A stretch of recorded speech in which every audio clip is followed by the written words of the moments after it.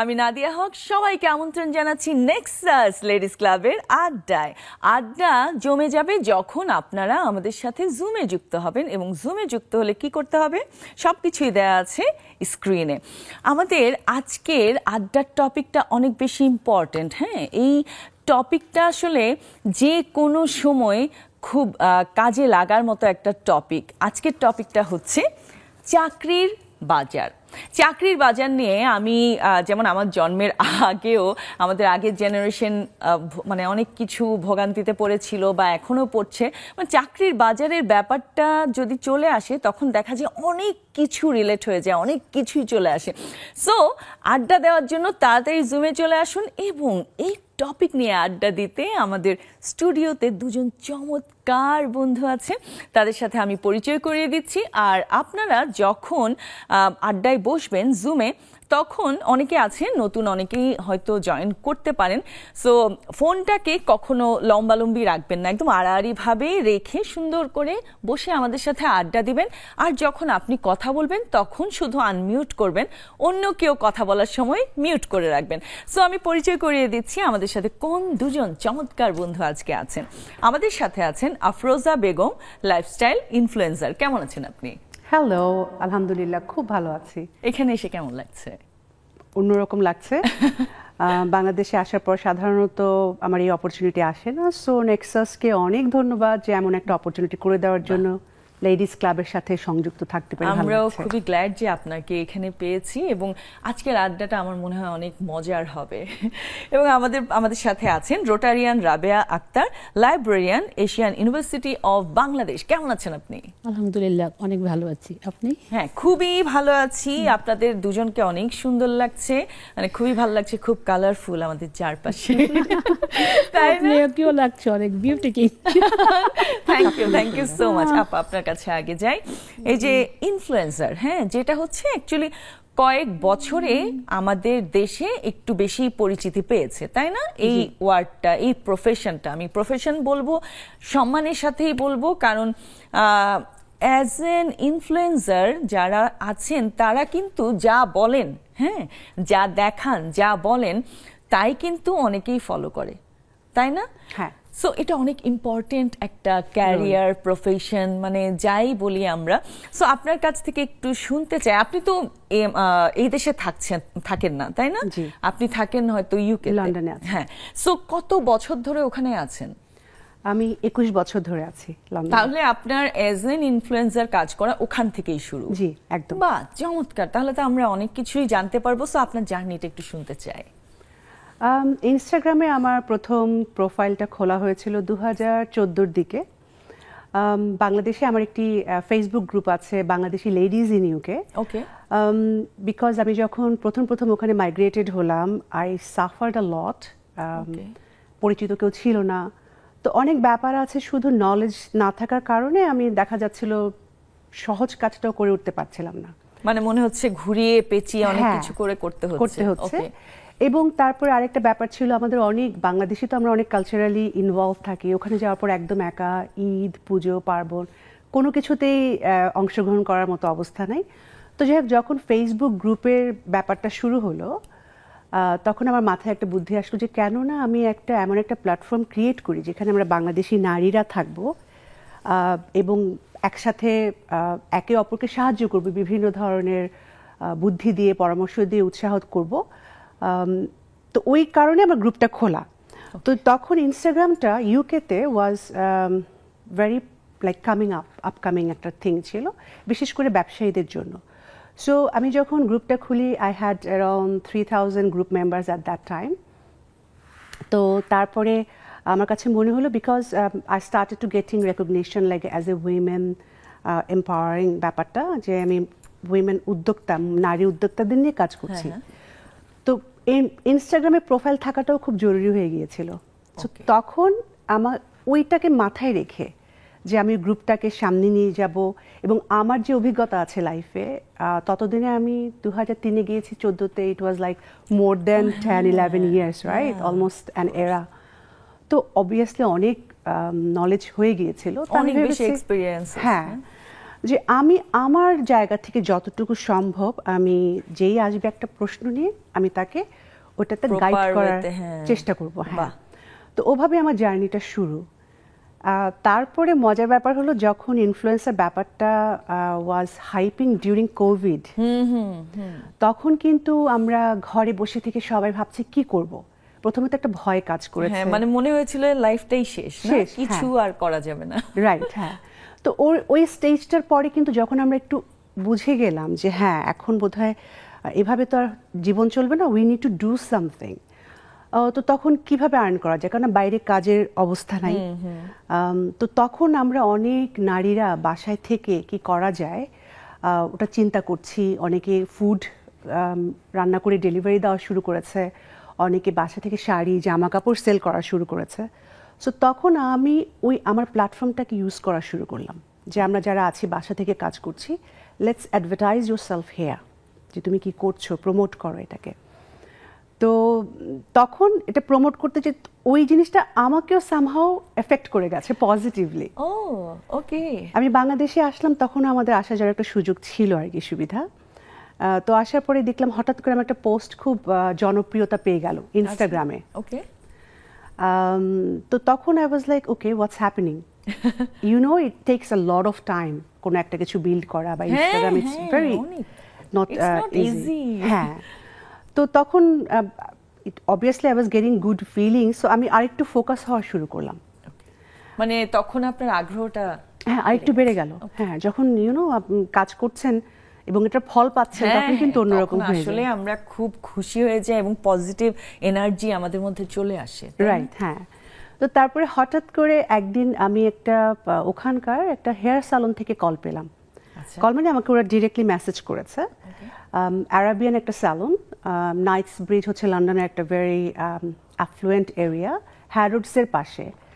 তো ওখান থেকে ওরা যখন আমাকে নক করলো, তখন কিন্তু আমাদের বাংলাদেশি ব্লগার যারা আছেন ওখানে, ছোটোখাটো ইনফ্লুয়েন্সাররা যারা আছেন কাজ করছেন, বাট বাংলাদেশি কমিউনিটির ভেতরে। তো ওইটা আমাকে বেশ মানে উদ্বুদ্ধ করলো, what's happening. So obviously I was like okay yes I am ready to work, but that was a collaboration. Okay. So not paid or anything, they were offering me some services, যে আমাকে hair colour করে দেবে, nails করে দেবে, আমি just video করে upload করবো। আমি লাইক ওকে নো প্রবলেম।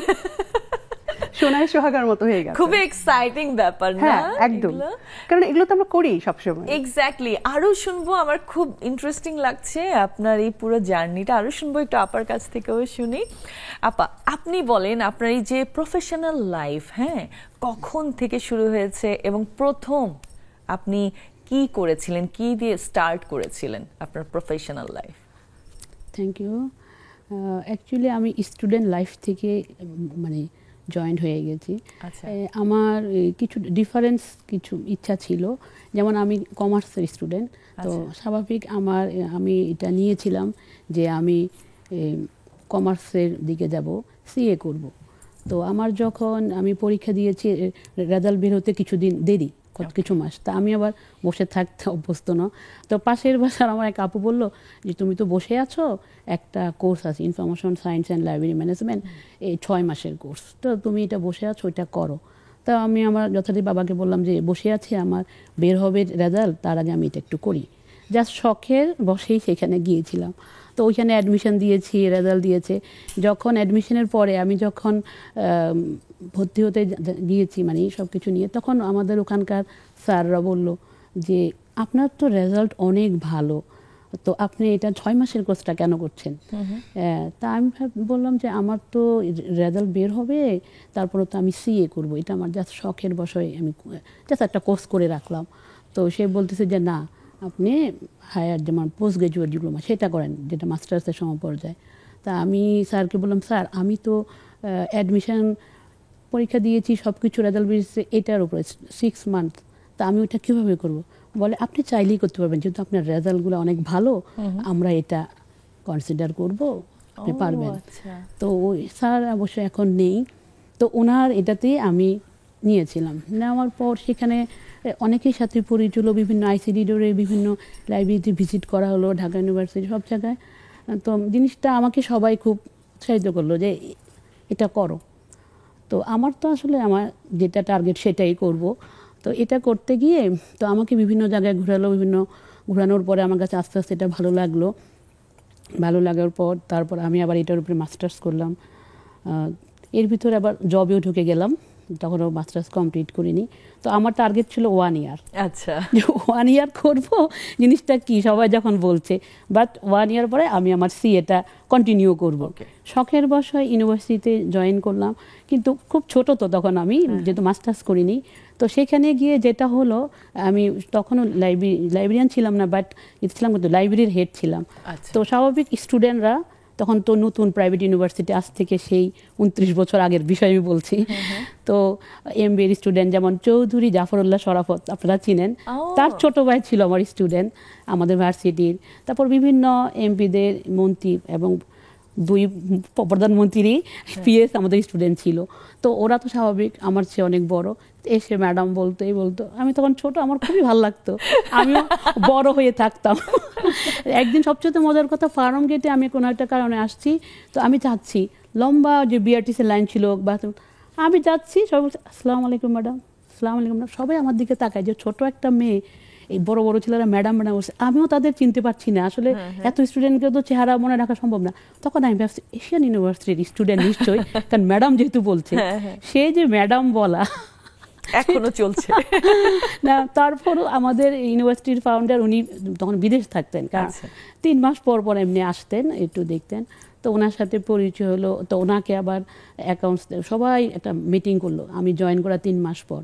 তো উনি নাকি এর আগে অ্যাকাউন্টসের সব কাজগুলা কমপ্লিট করতে বলেছিলেন, বাট সবসময় কমপ্লিট পাননি। তো এবারই কমপ্লিট প্ল্যান, যেহেতু আমি ম্যানেজমেন্টের স্টুডেন্ট, তো অ্যাকাউন্টস আমাকে রিকোয়েস্ট করলো যে আপনার মূল দায়িত্ব লাইব্রেরির হেড, বাট আপনি যদি আমাদের একটু হেল্প করেন, কারণ এখন তো পরীক্ষা নাই, স্টুডেন্ট নাই, তাহলে আমরা একটু খুশি হব। এক্সট্রা স্যালারি দিয়েছিল না, যা দিয়েছিল তার বলার মতো না, যে আমিও সিএতে আসতে পারলাম না, মানে আমি ওখানে ব্যাক করতে পারলাম না। তখন আমাকে তো স্বাভাবিক, আমি বলছি নো প্রবলেম, যে আমি তো ম্যানেজমেন্টের ছাত্রী, আপনাদেরকে হেল্প করব।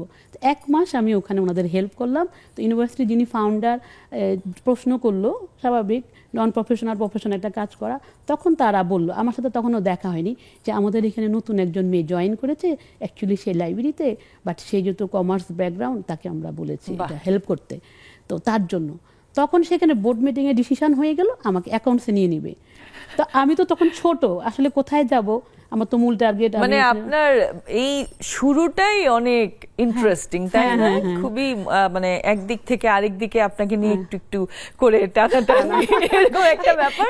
আমরা আরো শুনবো, একটা বিরতির সময় হয়ে গেছে, নিয়ে নিচ্ছি ছোট্ট একটি বিরতি। কোথাও যাবেন না, সাথেই থাকুন।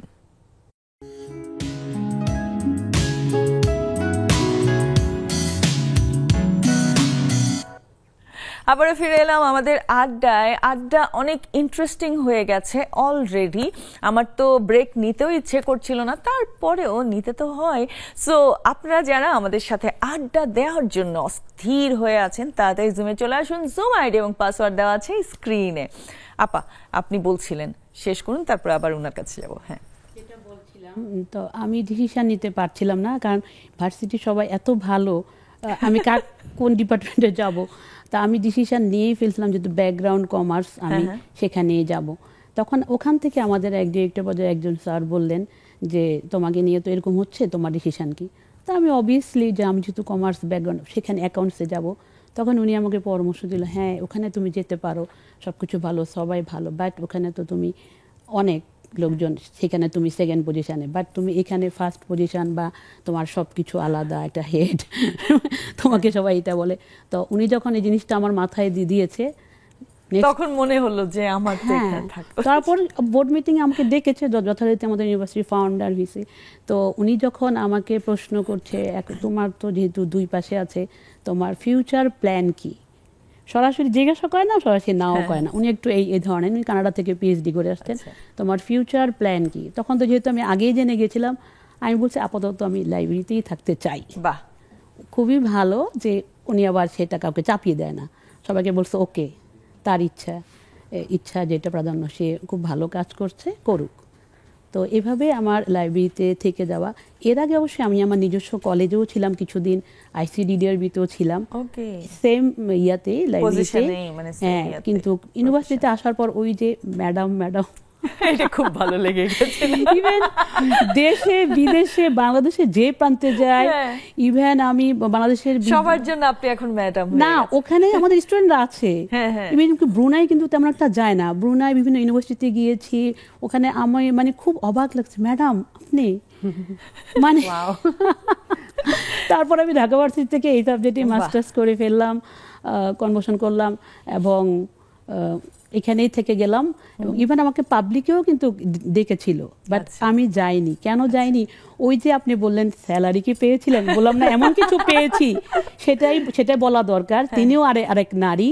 আমি আমার অবভিয়াসলি বাবা মার মতনই আমাদের ইউনিভার্সিটির ফাউন্ডার বা প্রতিষ্ঠাতা ম্যাডাম, খুবই ভালো সম্পর্ক। ওনাদের যে কোনো ঈদ আমাদের কিন্তু ওনার বাসায় নিয়ে খাওয়ায়, এবং ওনার বাবা মা আমাদেরকে রান্না করে খাওয়ায় ইউনিভার্সিটির। এই ব্যাপারটা ইম্পর্টেন্ট আমি মনে করি। মানে আমরা তো আসলে চাকরির বাজার নিয়ে আড্ডা হবে আর কি আমাদের।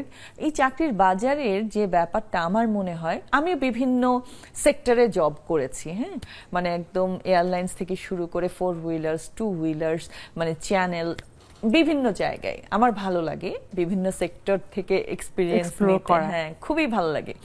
সো দেখা যায় আপনার মানে একটা ব্যাপার আছে কমফোর্ট জোন আর স্যালারি। হ্যাঁ, অনেক জায়গায় আছে হিউজ স্যালারি অফারও করছে ভালো, কিন্তু কমফোর্ট জোনটা ওখানে কম।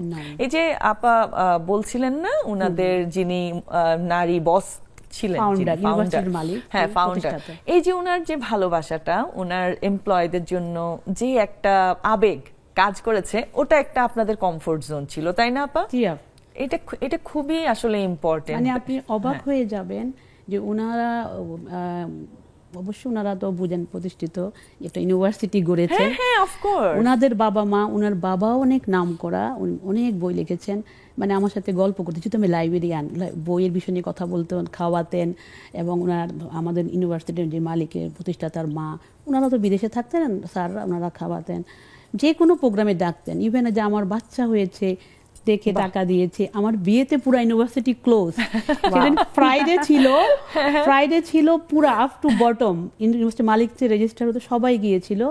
তারপর পরে শুক্রবার আমাকে বলতেছিল স্টুডেন্ট যে ম্যাডাম গত শুক্রবার আসছিলাম আপনার কাছে একটা ক্লিয়ারেন্স। ও আমার একটা বিষয়, আমার ক্লিয়ারেন্স ছাড়া কেউ কিন্তু সার্টিফিকেট পায় না, সে যেই হোক না কেন আমার ক্লিয়ারেন্স পেতে হবে। আপনি যদি 70,000 80,000 টাকা বকেয়া থাকে অ্যাকাউন্টস, বাট আপনি সার্টিফিকেট পাবেন, বাস লাইব্রেরি ক্লিয়ারেন্স, সে 5 টাকা দামের বই হোক বা কিছু সিগনেচার ছাড়া পাবে না। তো সে বললো ম্যাডাম আমি গত ফ্রাইডে এসেছিলাম, আপনাকেও পেলাম না, ইউনিভার্সিটি কাউকে পেলাম না, এখানে নাকি কার যেন বিয়ে, সবাই চলে গেছে। হাসি মানে তাহলে বুঝেন কতটা আপ টু বটম। এবং ফ্রাইডে আমাদের সবচেয়ে মানে আপনি তখন থেকে এখনো পর্যন্ত এখানেই আছেন। বাহ, মানে এই ব্যাপারটাই হচ্ছে যে কমফোর্ট জোন এবং সম্মানের একটা বিষয় তো অবশ্যই আছে। আরেকটা বিষয় আপনাকে ঠিকভাবে মূল্যায়ন করতে পেরেছে। আরেকটা বিষয় না বললেই নয়, স্বাভাবিক আমার বাবা মা যখন চলে গেল, ওনারা ফোন করেছে, খবর নিয়েছে। এবং যে ম্যাডাম সালেহা সাদেক, উনি মানে অবাক কাণ্ড, শুধু আমার কাছে মা না, সবার কাছে উনি মা। ওই যে বললেন কি পেয়েছি, এই যে মায়ের ভালোবাসা। ইভেন যে আমি এখন আজকে আসতেছি, ওনাকে পাসওয়ার্ড দিয়ে গেছি, উনি খুবই বিজি, আমাদের কনভোকেশন হবে, আমি বলেছি ম্যাডাম আপনি কিন্তু জয়েন করুন। আমরা কিন্তু ওনার নাম খুকি মা বলে ডাকি সবাই, কিন্তু আমার কাছে কি সেটা আমি জানি। আমি 29 বছর, এই যে আমাদের 4 তারিখে। হ্যাঁ, একটা প্রতিষ্ঠানে আসলে এত বছর থাকাটা, যদি এরকম ভালো না লাগে তাহলে আসলে ইটস রিয়েলি টাফ। আমাদের বন্ধুরা জয়েন করে ফেলেছেন আমাদের সাথে আড্ডা দেওয়ার জন্য। আজকের টপিকটা মানে মোটামুটি যারা আছে সবারই চাকরির এক্সপিরিয়েন্স আছে, করছেন অনেকে। সো আমরা তো অবশ্যই চাকরির বাজার নিয়ে গল্প করব, আপনাদের কাছে আসছি আর একটু আপুর সাথে গল্প করে নিই। হ্যাঁ, আপনি বলছিলেন আপনার এই যে মানে ইনফ্লুয়েন্সার হয়ে ওঠার গল্পটা, তারপর কোলাবোরেট করলেন ওনার সাথে। হ্যাঁ, করলাম। প্রথমত তো আই ওয়াজন্ট লুজিং এনিথিং। হ্যাঁ, অফ কোর্স ফ্রি সার্ভিসেস পাচ্ছি এবং সাচ এ গুড প্লেস। তারপরে হচ্ছে আবার আমার কন্টেন্টও হয়ে যাচ্ছে। সো আমি লাইক ওকে আসবো। অ্যান্ড আমি আসলে ওই জার্নিটাও খুব পছন্দ করি। আমি থাকি হচ্ছে লন্ডনের একটু বাইরে, তো ওখান থেকে 40 মিনিটস টিউবে করে যাওয়াটা ইট brings back memories of my young, যখন আমি লন্ডনে নতুন নতুন গিয়েছি, ড্রাইভ করতাম না। ব্যাপারও তো থাকে। হ্যাঁ হ্যাঁ হ্যাঁ একদম। আর লন্ডন না ইটস ভেরি ভাইভিং, আপনার সবসময় ইটস খুব কিছু না কিছু হচ্ছে সিটিগুলো বিশেষ করে, সো খুব ভালো লাগে, তো করে এসেছি। এরপরে ওই কাজ করে আসার পরে আমি আরেকটি খুব ভালো একটি রেস্টুরেন্ট থেকে আবার অফার পেলাম যে কোলাবোরেশনে এগেইন। ওকে। তো আমি লাইক আচ্ছা দেখা যাক কি হয়। So, আস্তে আস্তে করছি। And you are flourishing, right? Right. তো এরপরে আমার সবসময় খুব একটা ইচ্ছে ছিল যে নিজের কমিউনিটির সাথে কাজ করা, তো ওইটা হয়ে উঠছিল না। I was getting lots of কাজ ফ্রম ব্রিটিশ ব্র্যান্ডগুলো থেকে। আচ্ছা। যেমন আমি দুইটা মেইন স্ট্রিমের ওখানে ব্রিটিশ ব্র্যান্ড আছে, শার্লট টিলবেরি, আমি ওদের ব্র্যান্ড অ্যাম্বাসেডর, এবং অ্যান্টি এজিং আরেকটা ব্র্যান্ড আছে এলএমএস, ওদেরও। বাহ। সো তারপর পাকিস্তানি ব্র্যান্ড, ক্লোদিং ব্র্যান্ড, এগুলো সব আস্তে আস্তে আসলো, but these are paid work. বাহ। তো ওইভাবেই আর কি আমি ভাবলাম যে ওকে ওয়াই নট। আমার অবশ্যই আরেকটি বিজনেস আছে, সেটি হচ্ছে আমি শাড়ি বিক্রেতা। রিয়েলি? জি, আমার একটু আচ্ছা। ওয়েবসাইট আছে। আচ্ছা, এটা কি আপনার পেজের? না, এটা আমার পেজের না, আমি বাংলাদেশে শাড়ি 2 সপ্তাহের জন্য এসেছি। তো আচ্ছা। আমি আসলে রেডি ছিলাম না এখানে এসে কোনো কিছু হবে, শাড়ি পরার অপরচুনিটিটা আসবে। তো এটা আমি পরে এখানে এসেই কিনেছি দেশি আচ্ছা। শাড়ি। সো আমি আমার পেজে দেশি শাড়ি বেশি বিক্রি করি, যেমন জামদানি, হাতে হ্যান্ডলুম প্রোডাক্টগুলো, বাট ইন্ডিয়ান শাড়িও আছে, নাই বললে ভুল হবে, বাট বাংলাদেশি শাড়িটাকে আমি বেশি প্রাধান্য দিই, ওখানে ডিমান্ড আছে। হ্যাঁ হ্যাঁ, এটা আমি নিজেও শুনেছি, হ্যাঁ। যে এই যে জামদানি শাড়ি, তারপরে এরকম শাড়ি যেগুলো জি। একটু সুতার কাজ করা, এমব্রয়ডারি এগুলোর করা, demand অনেক একটু করে বেশি। ব্লক প্রিন্ট, হ্যাঁ, এগুলো, হ্যাঁ। হ্যাঁ সবকিছু একটু ডিমান্ড আছে। সো ওই বিজনেসটাও আমার পাশাপাশি আছে, বাট এইটা obviously it's a very recent thing. Exactly. এখনো অনেকেরই মাথায় আসে না, সবাই কিন্তু এখনো উই আর নট, মানে জানি না ইনফ্লুয়েন্সিং ব্যাপারটা কি। হ্যাঁ, এই ব্যাপারে তো আপনি খুব ভালো অ্যাকচুয়ালি সাজেশনস দিতে পারবেন। কেন বলছি, এতদিন ধরে আপনি এটার সাথেই আছেন, তাই না? অনেকে আছে, যেমন এটাও আসলে থাকে না একটা জবের মতোই একটা ব্যাপার। হ্যাঁ, Absolutely. নিজে করছি, এটা হচ্ছে নিজে করছি, আমার কোনো বস নাই, এরকম। সো যখন কেউ ইনফ্লুয়েন্সার হিসেবে কাজ করতে চায়, শুরু করে, অনেক অনেক সময় অনেকে বুঝে না গাইডলাইনটা আসলে কি, কেমন হওয়া উচিত। আমি দেখেছি অনেকজনকে, কেউ হয়তো বেশি করে ভাইরাল হওয়ার জন্য এমন কোনো কিছু বলে ফেলে, এমন কোনো কিছু করে ফেলে, যেটা আসলে না করলেও চলে, না বললেও চলে, তাই না? তখন দেখা যায় আমাদের মতো যেসব মানুষগুলো ওটা আর দেখছি না, লাইকও দিচ্ছি না, হ্যাঁ, অনেকে আছে লাইক দিচ্ছে, ভাইরাল হচ্ছে, ভাইরাল হয়ে খুশি। সো এইসব ব্যাপারে আমি একটু আপনার কাছ থেকে, অনেকেই নিশ্চয়ই আমাদেরকে দেখছে, তারাও অনেক সুবিধা পাবে যদি আপনি কিছু সাজেশন দেন। একটা ব্রেক নিয়ে আসি, তারপর আপনার কাছ থেকে শুনবো। নিয়ে নিচ্ছি ছোট্ট একটি বিরতি, কোথাও যাবেন না, আমাদের সাথে থাকুন।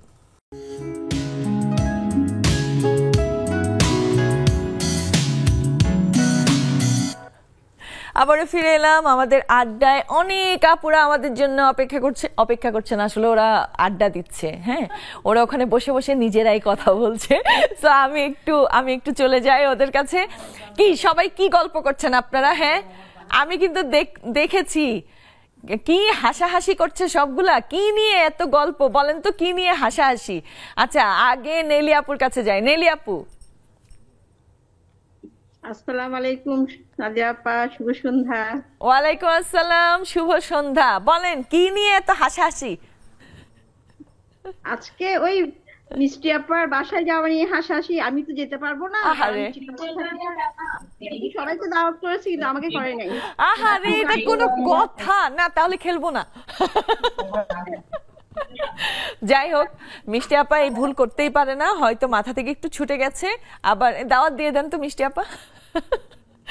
আচ্ছা নেলি আপা, আপনার তো মানে এই যে জব মার্কেট নিয়ে, হ্যাঁ, মোটামুটি ভালো এক্সপিরিয়েন্স আছে।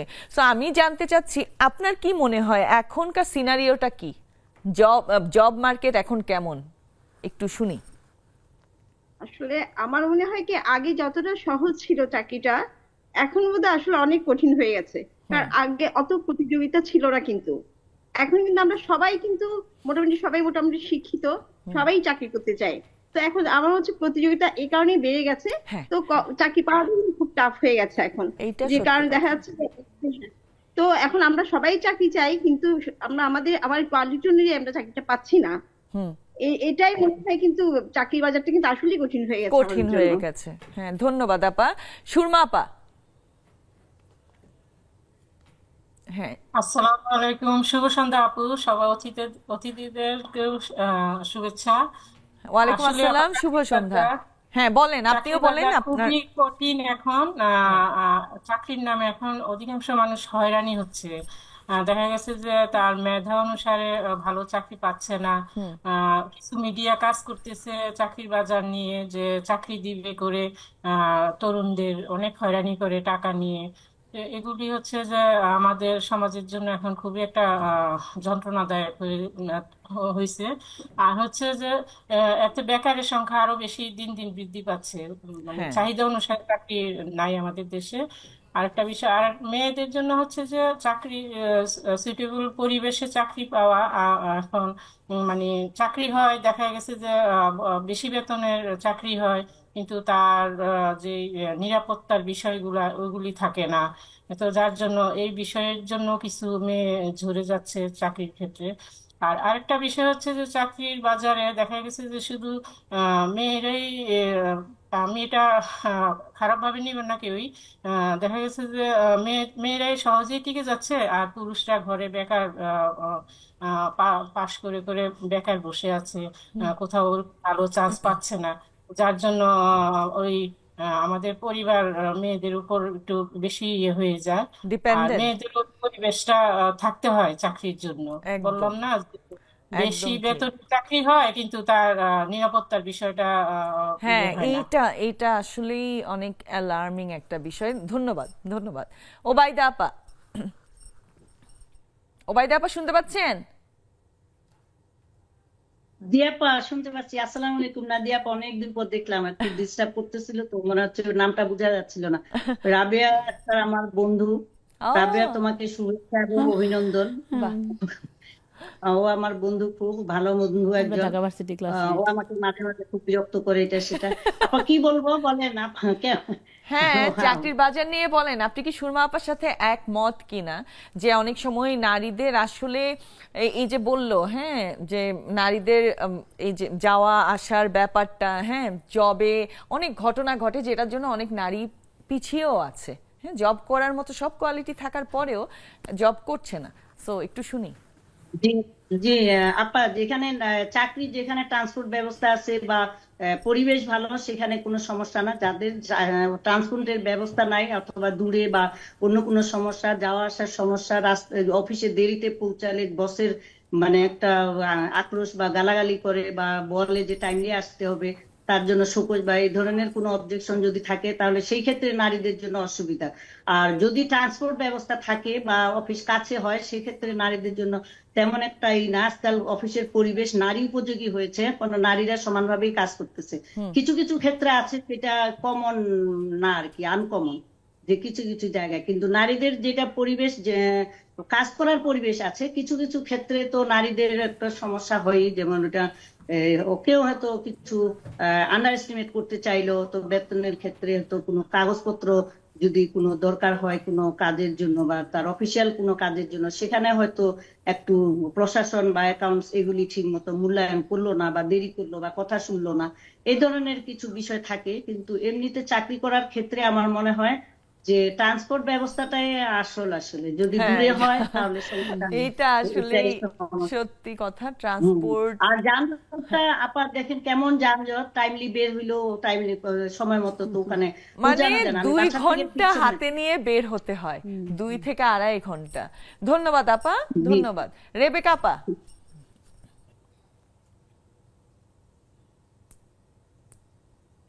শুভ সন্ধ্যা নাদিয়া আপু, ভালো আছো? হ্যাঁ, ভালো আছি। শুভ সন্ধ্যা আপা। আপনার কি মনে হয় চাকরির বাজার এখন কেমন? আমার মনে হয় চাকরির বাজার এখন সবচেয়ে খারাপ। কারণ হচ্ছে আমি যে সেক্টরে কাজ করি সে সেক্টর থেকে আমি বলি কিছু অভিজ্ঞতার কথা। সেটা হচ্ছে যে চাকরিতে এখন মানে ছাত্রছাত্রীরা পড়াশোনা করে আসে ঠিকই, বাংলা ভাষাটা, আমাদের যে মাতৃভাষা বাংলা, সে ভাষাটাই ঠিক মতো উচ্চারণ করে প্রশ্নের উত্তর দিতে পারে না। আমার খুব খারাপ লাগে মাঝে মাঝে। আর ইংলিশটা আমি এখন নাই বলি, কিন্তু আমার কথা হলো প্রশ্ন যেটা জানতে চাওয়া হয় সেটা হচ্ছে কিছু কিছু অপ্রাসঙ্গিক কথাবার্তা আসে যেগুলো হয়রানি করে যারা চাকরিতে ইন্টারভিউ দিতে আসে। এক আর দুই হচ্ছে চাকরির অবস্থা খারাপ। যারা যে সাবজেক্টে পড়াশোনা করেছে বা করছে, তাদেরকে বলবো সাবজেক্ট চুজ করাটা অনেক বড় একটা ব্যাপার থাকে। হ্যাঁ, দেখা যায় ফিজিক্সে পড়ে সে, আর অ্যাকাউন্টিং এ পড়ে সে যাচ্ছে তোমার হচ্ছে কেমিস্ট্রিতে। এইগুলো আসলে কোনোভাবেই সে না। কিছু কিছু জায়গায় চাকরি খুব হয়রানি হচ্ছে। মেয়েদের ক্ষেত্রে আমি একটা কথা বলবো, সুরমা আপা, তারপরে হচ্ছে ওবায়দা আপা বললেন, আমি মেয়েদেরকে এখনো অফিসে আন্ডার এস্টিমেট করা হয়। তাদের কথার উপরে অনেক কিছু নির্ভর করে যদি তারা সঠিকভাবে বলে, কিন্তু সেটা সঠিকভাবে যদি না নেয় অফিসের লোকজন বা যারা আমাদের সাথে থাকে, সহকর্মী বা আমাদের বস যারা, তাদেরকে আমরা বলবো যে কিছু কিছু ক্ষেত্রে আন্ডার এস্টিমেট হয়। সেটা মেয়ে হোক আর ছেলে হোক, ছেলে মেয়ে এখন উভয় সমান স্তরে চাকরি করার চেষ্টা করে। সেই জিনিসটাকে মূল্যায়ন যাতে সমান স্তরে করা হয়। আর আরেকটা কথা বলবো, চাকরি জিনিস এটা মামা চাচার যুগ সবসময় ছিল, এখনো আছে। এই জিনিসগুলোকে দূর করা খুবই জরুরি। মেধার বিকাশটা যাতে ঠিক মতো কাজে লাগাতে পারে সেই জিনিসটা আমরা সবাই অনুরোধ করবো। কারণ অনেক বেকার এখনো বাংলাদেশে যারা আছে, তাদের সংস্থানের খুব দরকার। অনেকেই বেকার আছে। করোনার পরে এই প্রভাবটা বেশি ফেলেছে। আর আমাদের আরো একটা পড়েছে কিসে জানো নাদিয়া, সেটা হচ্ছে যে আমাদের 15-16 বছর আমাদের দেশ যেভাবে চলে আসছে একতরফা, সেই একতরফা থেকে কিছু মানুষ বঞ্চিত হয়েছে, কিছু মানুষ লাভবান হয়েছে। মানে ব্যালেন্স ছিল না, ব্যালেন্স নাই।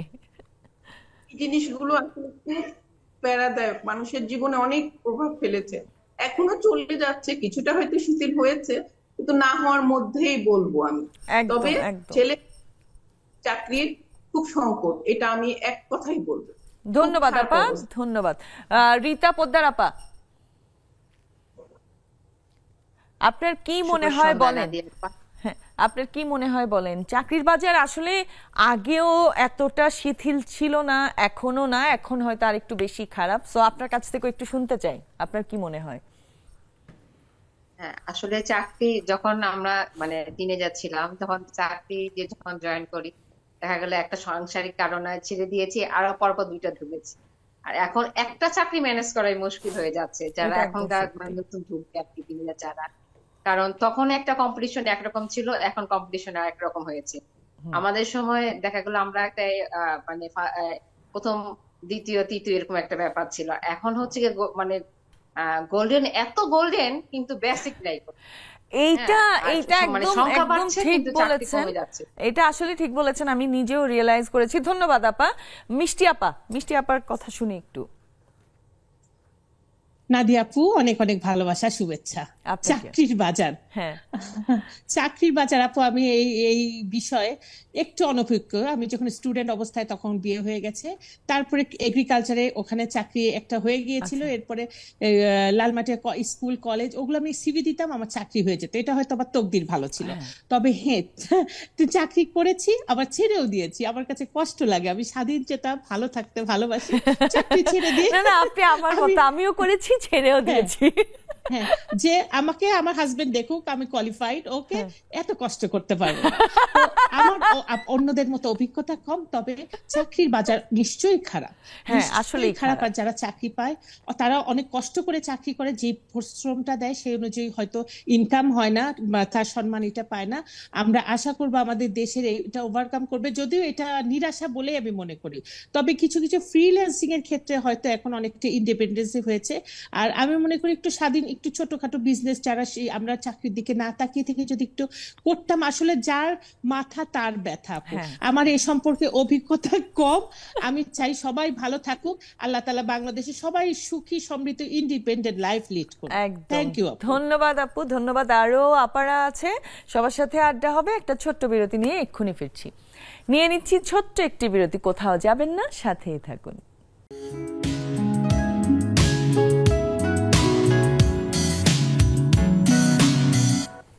আবারও ফিরে এলাম ছোট্ট একটা বিরতির পরে। আমাদের আরো আপুরা আছে, সবার কাছ থেকে একটু একটু শুনবো। আগে আপা, আপনার কাছ থেকে একটু ছোট্ট করে শুনতে চাই। অ্যাজ এন ইনফ্লুয়েন্সার, হ্যাঁ, অনেকেই তো এই যে চাকরির বাজার, হ্যাঁ, অনেকে হয়তো চাকরি না পেয়ে কিন্তু সেলফ এমপ্লয়মেন্টে আছে, হ্যাঁ, অনেকে রেস্টুরেন্ট বিজনেস করছে, অনেকে শাড়ির বিজনেস করছে, মানে বিভিন্ন পেজ খুলেছে। তার মধ্যে আরেকটা হচ্ছে ইনফ্লুয়েন্সার হয়ে যাওয়া। কিন্তু যারা স্টার্ট করছে তা আমি দেখেছি প্রায় 70% হ্যাঁ ভুল পথে যাচ্ছে। আচ্ছা, ভুল পথে যাচ্ছে কিভাবে? অ্যাকচুয়ালি ইনফ্লুয়েন্সারের মেইন কাজটা কি? মেইন কাজটা হচ্ছে আপনি একজন মানুষকে, যে দিশেহারা, যে এক্সপিরিয়েন্স আপনি করে এসেছেন, খারাপ এক্সপিরিয়েন্স, ওটা যেন আরেকজন মানুষ না করতে পারে, না করতে হয়, সেটার জন্য আপনি সাজেশনস দিচ্ছেন আপনার মতো, আপনার এক্সপিরিয়েন্স থেকে, তাই না? তাহলে যে মানুষটা আপনাকে দেখছে তার খুব ভালো লাগছে যে হ্যাঁ ঠিক আছে, আপু এরকম বললো, আমি একটু এইভাবে এইভাবে করে দেখি। হ্যাঁ, কিন্তু আরেকটা আছে ভাইরাল হওয়া। হ্যাঁ, ওই ভাইরাল হওয়াটাকেও কিন্তু ইনফ্লুয়েন্সার ট্যাগ লাগিয়ে দেয়া হচ্ছে। হ্যাঁ, ওয়ারেস ওইটাতে কারো লাভ হচ্ছে না, যারা দেখছে তাদের লাভ হচ্ছে না। সো আপনার কাছ থেকে একটু শুনতে চাই, অ্যাকচুয়ালি যারা হতে চাচ্ছে তাদের জন্য একটু সাজেশনস হবে, একটু যদি বলেন। আচ্ছা, মানে সরি, আমি আসলে ইংলিশ চলে আসে, হ্যাঁ, কারণ 21 বছর ধরে বাইরে আছি, অটোমেটিক চলে আসে। তো দারুণ রকম, ভীষণ রকম একটা পার্থক্য আছে বিং ভাইরাল অ্যান্ড ইনফ্লুয়েন্সার। এখন আপনি যদি শুধু আপনার মুখটাকে পরিচিত করতে চান, আপনি তখন ভাইরাল হওয়ার জন্য যা যা করার দরকার এটা আপনার ব্যাপার। বাট যদি আপনি ইনফ্লুয়েন্সার হতে চান, প্রত্যেক ভাইরাল ব্যক্তি কিন্তু ইনফ্লুয়েন্সার না। তো আপনাকে আগে ডিসাইড করতে হবে আপনি কি হতে চাচ্ছেন। যে আমি, হ্যাঁ, আমার মনে হচ্ছে যে আমি মানুষদেরকে রাইট ডিরেকশনে ডিরেক্ট করতে পারবো, দেন আমার উচিত আমি ইনফ্লুয়েন্সারটাতে মানে পারসিউ করা, ট্রাই করা, যে হ্যাঁ ঠিক আছে আমি করতে পারছি। সো ওইটা আগে ডিসাইড করতে হবে। তারপরে যদি আপনি কন্টিনিউ করতে চান, আপনাকে নিজে থেকে আপনি যেটা নিজস্ব এভরিডে লাইফে আপনি যেটা ইউজ করছেন, একটা মেয়ে হিসেবে আমি প্রতিদিন জামা পরছি, আমি প্রতিদিন মেকআপ করছি, প্রতিদিন বাইরে খেতে যাচ্ছি, বা হোয়াট এভার ইট ইজ, আপনি আপনার দৈনন্দিন দিনগুলো আপনি একটু একটু করে শেয়ার করা শুরু করলেন। তো আপনার উপস্থাপনের উপরে, আপনি একটু আগে বলছিলেন আমাদের ব্রেকের মধ্যে যে অ্যাস্থেটিক যে ব্যাপারটা, ইনফ্লুয়েন্সার হতে হলে আপনাকে অ্যাস্থেটিক্যালি আপনাকে মানে প্রেজেন্ট করতেই হবে, অবশ্যই, there is no other way. হ্যাঁ, তাহলে তো আমার ইন্টারেস্ট আসবে না, আমি একটু দেখি, হ্যাঁ, তাই না? এক্স্যাক্টলি। সো আপনাকে আগে বুঝতে হবে যে আপনি আসলে প্রেজেন্টেশনের ব্যাপারটা আপনি কতখানি করতে পারছেন, এবং সেটা শুধু আপনাকে শাড়ি কাপড়, জামা কাপড় সুন্দর করে পরলাম তা না, আপনাকে সুন্দরভাবে উপস্থাপনের জন্য সুন্দর করে বলাটাও অনেক জরুরি। তো হ্যাঁ, অনেকে হয়তো অনেক কারণে ভাইরাল হয়ে যাচ্ছে, but there is a time period for that as well. হ্যাঁ, আপনি সাস্টেইন করতে পারছেন না, এক্স্যাক্টলি, হয়তো আপনি 1 বছর করবেন, 2 বছর করবেন, কিন্তু আপনার ভিতরে কিছু নাই। বাট ইনফ্লুয়েন্সার হতে হলে আপনাকে ব্র্যান্ডকে যদি আপনি অ্যাট্রাক্টেড করতে চান, যে একটা ব্র্যান্ড আপনাকে কেন নক করবে, শুধুমাত্র আপনি যে বলেন ও হ্যাঁ আমি এটা ইউজ করছি, এটা তুমি কিনো, হ্যাঁ হ্যাঁ, ব্র্যান্ড ওটা চায় না। কারণ প্রত্যেকটা brand they spend a lot of money for branding, এবং একটা মানে ভ্যালু ক্রিয়েট করে, প্রত্যেকটা ব্র্যান্ড নিজস্ব একটা ভ্যালু থাকে। সো তারা চায় যে আমার জিনিসটা উপস্থাপন ওই মানুষটাই করুক যে সুন্দরভাবে করতে পারছে। তো ভাইরাল, যেমন আমার জানা মতো অনেকেই আছে, তারা কিন্তু চাইলেই কিছু কিছু স্পেসিফিক ব্র্যান্ড আছে, তারা কখনোই তাদেরকে অ্যাপ্রোচ করবে না। আবার ইনফ্লুয়েন্সার অনেক অল্প সংখ্যক নাম্বার নিয়ে, 2000 ফলোয়ার্স নিয়ে, 5000 ফলোয়ার্স নিয়ে, তারা কিন্তু ওই সমস্ত ব্র্যান্ডকে অ্যাট্রাক্ট করে ফেলছে, ব্র্যান্ড নিজে থেকেই যোগাযোগ করছে। সো ওই জিনিসটা আগে সবার আগে আপনাকে মাথায় রাখতে হবে যে আমি কি ভাইরাল হতে চাই, না আমি আসলে সত্যিকার অর্থে একটি মানুষকে জানাতে চাচ্ছি যে হ্যাঁ this is the right product for you. একদম, তার মানে একটু অ্যাস্থেটিক হয়ে, প্রপার ওয়েতে, একদম নলেজ নিয়ে, তাহলে কোনো কিছু বললে, উপস্থাপন করলে, ওটাতেই সে ভাইরালের কথা বাদ যদি দিতে পারে, হ্যাঁ অন্য কারো ভালো হচ্ছে এটা চিন্তা করেই কিছু করতে পারে, তাহলে সে প্রপার ওয়েতে যাচ্ছে। সরি, আমি আরেকটু ইন্টারাপ্ট করছি, it's a full time job. হ্যাঁ হ্যাঁ হ্যাঁ, এটা অনেকে মনে করে যে এই ফ্রি প্রোডাক্ট পাচ্ছি, যে ক্যামেরার সামনে বলছে এটা সেটা, it's a very easy job. না না, এটা অনেক tough, seriously this is so tough. মানে চিন্তা করতে হয় কিভাবে একটা শাড়িকে আমি প্রেজেন্ট করব, এটা সারাক্ষণ মাথার মধ্যে ঘুরে। তারপরে এটার পরে আরেকটা আছে, একদিনে হয়তো 3-4টা ব্র্যান্ড প্রমোট করতে হচ্ছে। So it's really very tough. যেমন আমার 10 বছর একটা মেয়ে আছে, সো স্কুলে যাওয়া আনা এভরিথিং আমার নিজস্ব একটি বিজনেস আছে। সো ওইটা করার পরে আমাকে আলাদা করে টাইম বের করতে হয়। এবং আমি যখন কাজ হিসেবে নিচ্ছি, আপনার ডেডিকেশনটা ওরকমভাবেই থাকতে হবে, because they are paying you. একদম একদম। আমরা কথা বলতে বলতে আজকে মানে এত কিছু শুনছি, আমার খুব ভালো লাগছে। একদম শেষের দিকেই আছি, আমি সবার সাথে হয়তো কথা বলতে পারবো না আজকে। সো আমি একটু চলে যাই ছোট্ট করে নার্গিস আপার কাছে। নার্গিস আপা, ছোট্ট করে বলেন চাকরির বাজার কেমন, গরম নাকি ঠান্ডা? চাকরির বাজার খুবই ভালো, তবে হচ্ছে হয় যে আমি কোন জায়গাটাতে আছি। কারণ চাকরিটা আমি যে সাবজেক্টে পড়ছি দেখা যাচ্ছে যে চট করে পাওয়া হয়ে যায়, আবার দেখা যাচ্ছে যে সাবজেক্টে আমি পড়ছি না, আমি অন্য সাবজেক্টে বা অন্য জায়গাতে, যেমন আমি পড়তেছি হচ্ছে মেডিকেল, কিন্তু আমি মেডিকেলে না করে আমি কিন্তু অটোমেটিক ব্যাংকার হয়ে চলে যাচ্ছি। তারপরেও কিন্তু দেখা যাচ্ছে কিন্তু একটা কাজ করতেছে, কিন্তু এখানে তার কি হলো স্কিল গুলো দেখানো যাচ্ছে না। আবার দেখা যাচ্ছে এইভাবে দেখা যাচ্ছে যে চাকরি বাজার যে ধরতে পারে তার জন্য ভালো, আর যে ধরতে পারছে না তার জন্য তো ধরুন অনেক দিন পিছা যাচ্ছে। তবে একদম থ্যাংক ইউ আপা, থ্যাংক ইউ। মমি আপা, আপনার কাছ থেকে একটু শুনি, শুধু ছোট্ট করে বলবেন চাকরির বাজার গরম নাকি ঠান্ডা? ধন্যবাদ আপু, অনেকদিন পরে দেখলাম আপু। হ্যাঁ হ্যালো আপু, যাই হোক আমি ছোট্ট করে এটুকু বলবো যে চাকরির বাজার সবসময় সোনার হরিণ এবং মন্দা। কারণ আমরা যেভাবেই পারি আমি নিজেকে বলবো যে আমি মাস্টার্স করার পর আপু 3 বছর টিচিং প্রফেশনে ছিলাম, তারপর এখন 15 বছর ধরে উদ্যোক্তা লাইফে আছি। চমৎকার চমৎকার, থ্যাংক ইউ। আমার মনে হয় সবাই কেউ যদি চাকরি না করতে চান, যার যার নিজ নিজ উদ্যোগে বিজনেস করা উচিত। Thank you so much. Shanu আপা, শুধু একটাই উত্তর দিবেন, হ্যাঁ, লম্বা কথা বলবেন না, শেষ মুহূর্তে আছি। চাকরির বাজার গরম না ঠান্ডা? শুনছেন না? আচ্ছা ঠিক আছে, তাহলে এরকম আপা আপনার কাছ থেকে একদম ছোট্ট করে শুনতে চাই, এখানে এসে আছি কেমন লেগেছে? খুবই ভালো লাগছে। এবং আমি একটা কথা বলতে চাই, চাকরি বাজার গরম না ঠান্ডা, এটা অলওয়েজ কম্পিটিশন থাকবেই। আমি মনে করি ভালো আমার দৃষ্টিতে, কারণ এখন অল্টারনেটিভ অনেক কিছু আসছে, এবং ওই যে আমার যেখানে প্রয়োজন আমাকে সেখানে যেতে হবে। আমি এক সাবজেক্ট করছি, আরেক সাবজেক্টে চলে যাচ্ছি, পাশাপাশি এক্সট্রা কারিকুলাম যেটা আমি করেছি, এইটা আসলে অনেক ইম্পর্টেন্ট। এক্সট্রা কারিকুলাম করতেই হবে। তুমি স্টুডেন্ট পাস করলা দ্বারা, আমি আমার স্টুডেন্টকে বলি, আমি কিন্তু পেজে দিয়ে দিই, আমি ন্যাশনাল ইন্টারন্যাশনাল কনফারেন্সে জয়েন করেছি, সেগুলা দিয়ে। আচ্ছা, আমরা একদম শেষ মুহূর্তে আছি, শেষ করতে হচ্ছে। সবাইকে অনেক অনেক ধন্যবাদ, আপনাদের দুজনকে অনেক অনেক ধন্যবাদ এত চমৎকার করে আড্ডা দেওয়ার জন্য। তোমাকে অনেক ধন্যবাদ। আজকের মতো এখানেই বিদায় নিতে হচ্ছে। বিদায় নেওয়ার আগে বলে দিচ্ছি, চাকরির বাজার আসলে ঠান্ডা গরম সবভাবেই কিন্তু এখন আছে। সো চাকরি করতে হলে আপনাকে এক্সট্রা কারিকুলাম অ্যাক্টিভিটিসও জানতে হবে, সো অলরাউন্ডার হতে হয়। সো আজকের মতো বিদায় নিচ্ছি, ভালো থাকবেন, সুস্থ থাকবেন, নেক্সাস টেলিভিশনের সাথেই থাকবেন।